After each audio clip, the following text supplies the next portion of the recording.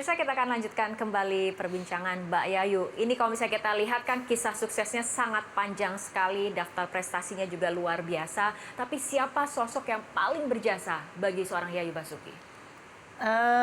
Kalau bicara soal jasa ya, siapa paling berjasa itu memang udah pasti orang tua pertama ya. Orang tua saya, ayah saya, ibu saya. Nah, setelah itu ada beberapa pelatih lain, Ibu Min ya, Ibu Min Gondowijoyo, sampai dengan Jerry Waters ya.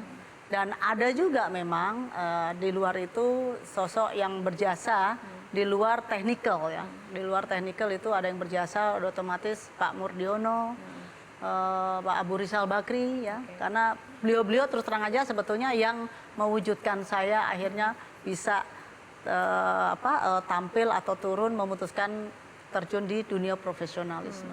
Tadi Mbak Yayu langsung kemudian menyebut nama orang tua, ayah dan juga ibu yang paling berjasa untuk membentuk seorang Yayu Basuki yang menjadi seorang legenda, petenis legendaris Indonesia. Kita akan lihat tayangan berikut ini terlebih dahulu.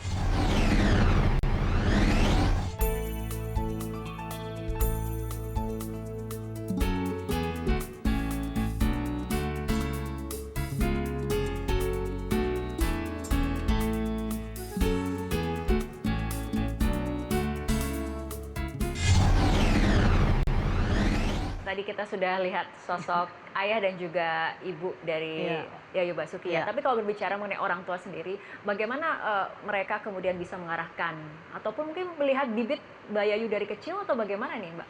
Ya, itu udah pasti ya. Jadi pada saat saya kecil, sebetulnya usia saya waktu itu masih 4-5 tahun mungkin. Saya ngelihat kakak-kakak saya yang main tenis duluan. Oh, jadi kakaknya main tenis duluan, baru Mbak Yayu? Saya satu keluarga emang main tenis kan. Kakak-kakak saya main tenis, pas yang ngelatih memang ayah sendiri ya yang megang. Nah, saya waktu itu masih seneng, namanya anak kecil, ngeliat bola kemana-mana kan pasti kita kejar kan, masih ngambilin bola mereka kan, masih jadi baljongan mereka. Dan sampai akhirnya saya ngelihat pegang raket sendiri, karena di situ ada tembok. Saya tiap sebelum sekolah itu atau siang setelah sekolah itu saya pasti mukul di tembok. Lama-lama mungkin saya kalau nggak salah kelas 1 SD itu umur 7 tahun, ayah saya pulang dari kantor, karena terus terangnya di balik tembok itu udah rumah kita, kan rumah kok makin kenceng suaranya. Itu siapa tepak-tepok di tembok kok suaranya kenceng? Kata ayah saya nanya ke ibu, loh ya itu Yayu. Mulai dilihat, begitu dilihat di situ mulai terpikat, baru mulai dipegang, dilatih sendiri oleh ayah umur saya. berapa pada saat itu? Mulai latihan? Usia 7 tahun, betul-betul yang sama ayah saya ya, usia 7 tahun. Lalu terus saya juga tampil di nasionalnya, itu di Malang itu usia mulai 9 tahun, saya mulai juara itu usia 10 tahun. Waktu itu kelompok masih 13 tahun. Nah, jadi setiap kali habis juara, pasti kelompok umurnya saya langsung naik. Artinya dari usia 7 tahun sudah mengikuti turnamen, sampai kemudian mencapai puncak pada saat meraih peringkat ke 19 tunggal dunia.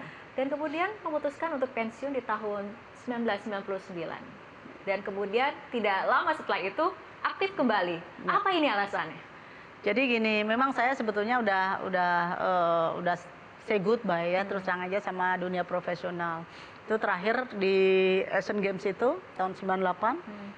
Lalu alasannya kenapa tahun 99, karena saya udah berumah tangga, ingin lebih serius, otomatis kita ingin punya keturunan. Saya punya anak, akhirnya hamil tahun 99 kan, langsung. Nah, tapi sebelumnya alasan pensiun salah satunya adalah? Salah satu adalah kita memang untuk membina rumah tangga, saya pikir kan. Dan awal 99 itu saya masih main di Australian Open, walaupun dalam kondisi sudah mulai hamil. Setelah saya tapi masih tampil di sampai dengan ganda, itu masih sampai dengan quarter final waktu pasangan dengan Amelie Mauresmo. Ya, saya masih sempat pasangan sama dia. Begitu dia tahu saya hamil, nggak lama kemudian dalam perjalanan ya, terus terangnya belum melahirkan. Lalu asosiasi atau PLT mengatakan, "Yuk, kita masih butuh kamu untuk tampil." Waduh, saya bilang, untuk ya paling tidak tampil di ganda, dampingin adik-adiknya, oke. Berarti begitu saya pasca melahirkan itu 40 hari saya langsung latihan. Langsung latihan keras. Wah, dalam 3 bulan itu saya 12 kilo udah habis, hilang gitu ya, langsung latihan keras lagi ya. Karena memang tuntutan dari asosiasi untuk supaya saya tampil di Fed Cup, SEA Games seperti itu lagi. Oke. Tapi sekarang masih suka main tenis, Mbak Yayu? Saya terus terang aja udah hampir nggak pernah pegang racket karena sejak di dunianya berbeda gitu loh. Jadi karena dari olahraga sampai saya juga sempat melatih di luar. Begitu saya terjun ke politik, dunianya udah berbeda. Nah, ini berbicara mengenai banting setir ke politisi seperti itu. Kita akan lihat tayangan berikut ini terlebih dahulu.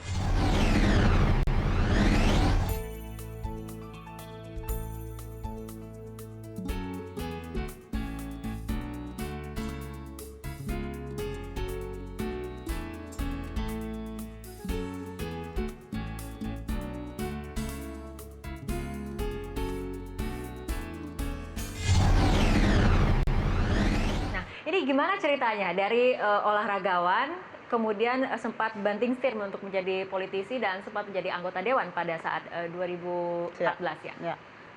Jadi gini, sebetulnya memang niatan sih nggak ada mungkin ya ingin jadi seorang politisi, karena saya pikir orang yang pinter, orang yang terjun di politik udah sewajarnya mereka terjun di politik dan bidangnya masing-masing. Saya ingin memperjuangkan hak daripada teman-teman atlet bahwa kesejahteraan mereka harus kita pikirkan. Jadi dari situ kita bisa masukin melalui mana? Kita bisa masuk melalui revisi undang-undang sistem keolahragaan 2005 kan gitu. Nah, undang-undang ini harus direvisi, undang-undang SKN. Kalau nggak mungkin yang namanya kesejahteraan atlet ataupun pemerintah setiap kali ada perhatian pasti itu hanya setiap kali tempo aja. Jadi siapa yang memimpin pasti akan berbeda lagi. Siapa yang memimpin akan berbeda lagi. Tapi menurut Mbak Yayu pada saat kemudian menjadi anggota dewan kemarin, sudahkah ada pengaruh signifikan, perubahan yang signifikan yang telah dilakukan? Menurut saya, syukur alhamdulillah banyak ya. Tapi itu saya rasa teman-teman dari atlet sendiri yang akan merasakan kesejahteraan mereka, mungkin tidak hanya daripada bagaimana take home pay mereka ataupun hasil ataupun bonus yang kita katakan. Karena kenapa? Kalau kita bicara life after sportnya, saya sebetulnya inginnya di hari tuanya, ya tunjangan hari tuanya, masa pensiunnya. Kalau di dunia ibaratnya di negara lain itu udah ada sistemnya semuanya. Ya pemirsa, masih banyak fakta menarik tentang sosok Yayu Basuki dan kita akan ulas dalam kisah di balik fakta. Ya, fakta yang pertama adalah mengenai kisah unik dilamar suami. Apa yang bisa diceritakan mengenai ini nih Mbak Yayu? Menikah karena ada gurauan-gurawan juga kalau tidak salah ya? Ya, kita akhirnya juga memutuskan menikah karena begini, kan kita sama-sama aktif di tenis masih. Tapi karena saya minta dia menjadi pelatih saya setelah itu. Jadi kan kalau kita traveling, ya namanya gimana pun kita orang timur. Orang tua saya nggak akan kasih kalau kita belum resmi menikah dulu. Jadi kita menikah setahun kemudian, tahun 94.